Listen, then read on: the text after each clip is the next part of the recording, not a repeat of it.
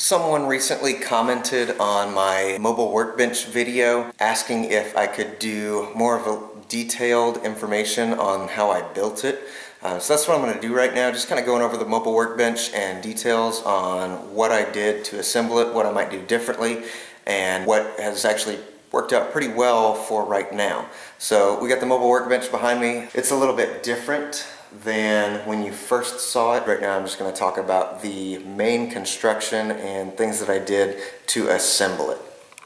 Okay, first things first, I got the router table, table saw, and planer, and then some cabinets and drawers on this guy. The reason for the cabinets and drawers honestly were to maximize space and then raise up the table saw to be the same height as that router table. The base in the beginning, where I started, is I figured out pretty much how much space I wanted, and that all was measured off of this router table right here. And I used this as the base for everything. So what I wanted to do is I wanted to bolt this guy down with some angle iron on the bottom, and then whatever height it was going to be, that's what I was going to match for the table saw and the rest of the workbench. And then however wide it was, I want to say, yeah, it's just about the exact width and everything as that top. So I want to say I made the base off of the router table.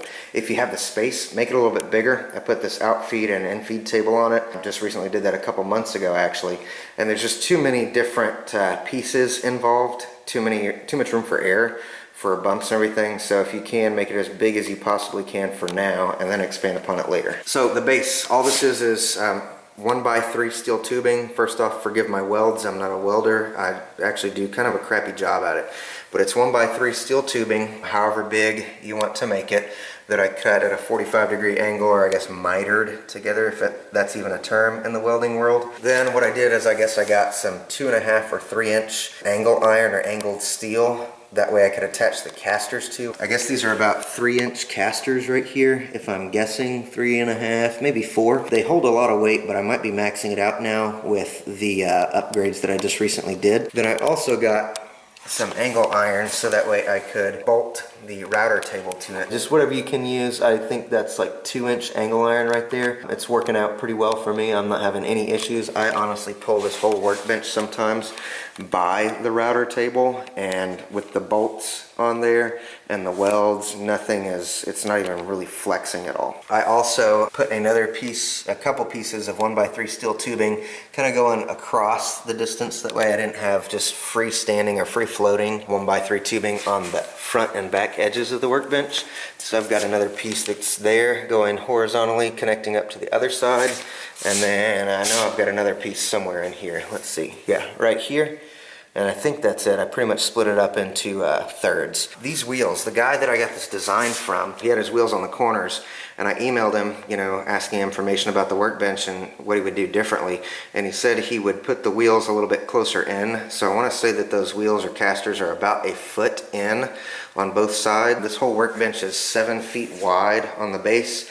Then I want to say like 30-something, 32 inches front to back. So that's my design, it's what worked for me, and it's working out pretty well. By the way, just if you're checking in for the first time, the router table, this table saw, and everything you're seeing in the camera right now is what I had from the beginning. I added the infeed and the outfeed table later, so don't worry about that right now. Based off of that height from the router table, I needed to raise up the table saw a certain amount so that way it could be level with the router tabletop. So what I did is I crappily made some cabinets and some crappy doors that go along with it. Honestly, I just want to say I did a side of plywood going from the front of the bench all the way to the back. That's actually a divider, a partition. I'll get to the other side in a little bit. And then same thing over here on the right side going all the way back, and then put this divider. Look at that awful joinery techniques. I probably could have done dados if I knew how to do them, but that's how I adhered them when I could. One of the parts that I realized I just left out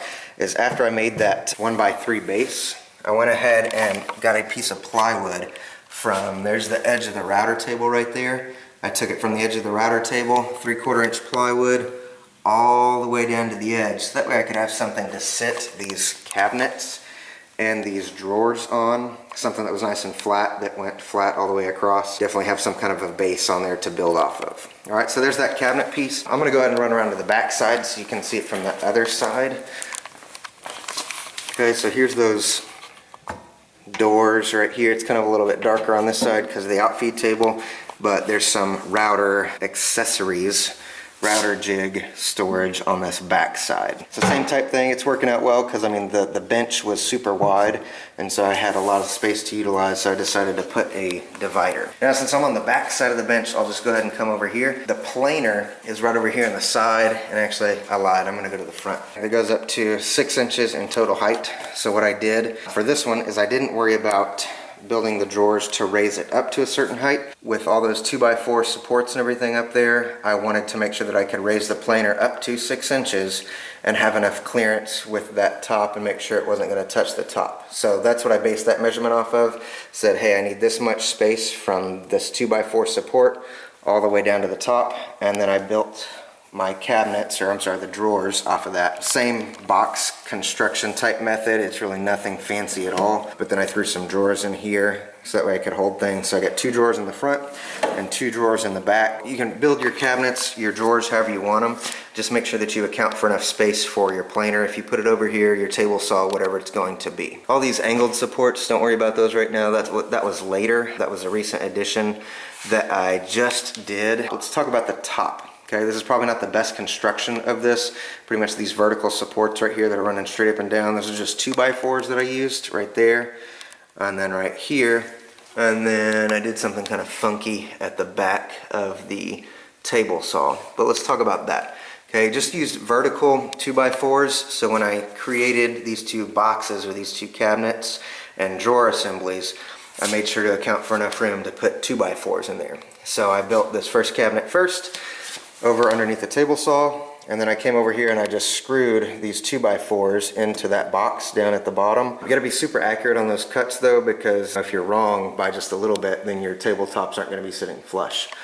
So I got 3 supports just because I wanted to have quite a bit, and then I got the 3 over here as well. Over here on this edge, what I did is there's no screws on the outside, so what I did is I screwed it in from the inside of this drawer assembly into the 2x4. These guys are on here pretty solid. I've pulled the whole workbench by these 2x4s and been completely fine. So not really flexing at all, just moving the whole thing. Then above that, I put some horizontal 2x4s. So that way I could have a nice solid support for that 3/4 inch plywood sub top, and then an MDF top. One of the things too is I was actually off, like my cuts right here for these 2x4s, some of them were just slightly off, and actually I think I cut them all the exact same length, but when I put the top on and everything, it was about a 1/16 of an inch to an 1/8 of an inch higher than the table saw, so I had to get them down a little bit. So what I did is I believe I sent these 2x4s, I unscrewed them and sent these 2x4s through the planer and just took a little bit off so that way this top could sit just flush with the table saw over there. My reasoning for going with a 3/4 inch plywood sub base and a MDF top was because this MDF top, I heard that it's pretty solid in terms of like flexing and everything. It's not really gonna do any warping or anything like that like a piece of plywood would do. Honestly, now that I'm thinking of it, I probably would have gone with 2 MDF pieces right here because there's a lot of opportunity for flex in a piece of plywood, especially if it's just kind of kinked weird. I guess it all depends on your supports and everything like that as well. But I got the MDF top because of the consistency, and I heard that you can finish it with do some boiled linseed oil on it, let it soak in real good, let it cure, and then take some of the paste finishing wax, and then it's nice and smooth. And I have had nothing but great experiences with it because it is extremely smooth. I can just slide stuff on here, wood, it's just going to go across really, really well.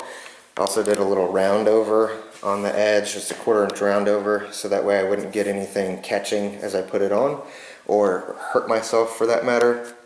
And then you see all these screws and everything that are sunk in.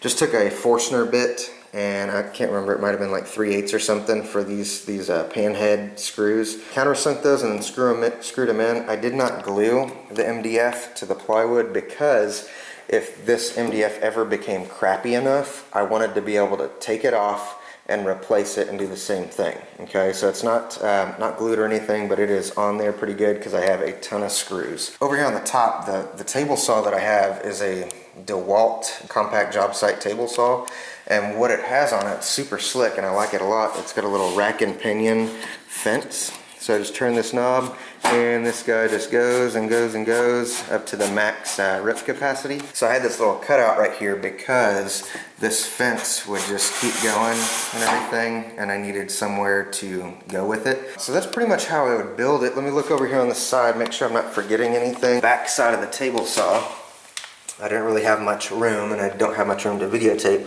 but there's a little 2x4 just kind of sitting on that cabinet supporting that edge piece. Let's see if I can get a better view over here. Supporting the edge piece of that tabletop, or I guess the workbench top. It's kind of really hard to see, but that part is supporting like right around, it's actually under here, but that 2x4 that runs all the way across is supporting the edge of the workbench. I told you guys that I added some things, so let's talk about what we added real quick. That is a dust port that I can hook a hose up to the back of that router table fence. I also added this outfeed table and that infeed table over there on the front. This guy was added so that way I could put the dust collection on the back. Once again, that's on the video of the dust collection and the mobile workbench upgrades. But for this guy, it was a little tricky because right now there's the base and everything. It's like a 33-inch wide base, and I'm sticking out an additional 21 inches over here on the back side. So I wanted to kind of counterweight that just a little bit with that infeed table, but I might need to adjust some things later. This guy, all I did was pretty much take this little bitty strip of plywood, attached it to the bottom edge of the workbench in the back, kind of over there, and then did something different because the router tabletop thickness is not quite the same as those 3/4 and 3/4 inch pieces, so I had to make a little shim there. But anyways, I attached this guy, and then I assembled this 2x4 to this 3/4 inch piece of plywood, and then screwed on this MDF top, so that way I could have a thickness right here, an exact thickness of what that would be. Just kind of held it up with a 2x4 on the ground that I cut to the rough height, and then screwed this puppy on all the way onto that piece of plywood, so that way it wouldn't come out as I was just kind of resting it.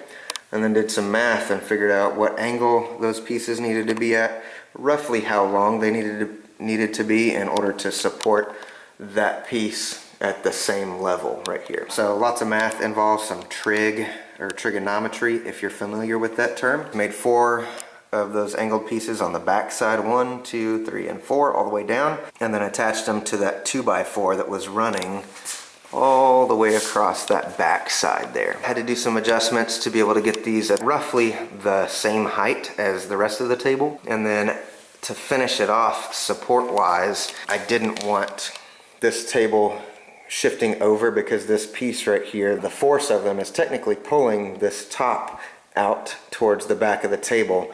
So I didn't want anything to flex, so I went ahead and put 4 horizontal supports in there as well to kind of tie the main table into this addition. So that's pretty much the same thing that I did with the infeed table over here, except for I did not put a 4th support on the edge right over here because it was kind of getting in the way of the wires. And then honestly, this guy's not much weight right here. It's not nearly as heavy as the outfeed table, so it did not need as much. All right, well, I am tired of talking. Hopefully that's enough description on kind of how to roughly build one of those workbenches. Make it your own. You have different tools than I do. You have different things that you want to incorporate into it. If there's anything that I can help with or assist with, or maybe there's some question that you have that I did not answer in this video, please let me know in the comments. There are no limits to what you can build and no limits to how efficient you can make your own shop for the space that you've got, for your own needs, for the things that you do. If I were to build it again, I would probably do things a little bit differently. In the mobile workbench upgrade video, I would definitely make this all one piece for the top. So that means make the router table top just piece of MDF that is connected to everything else. That way I don't have so many different joints and bumps in here.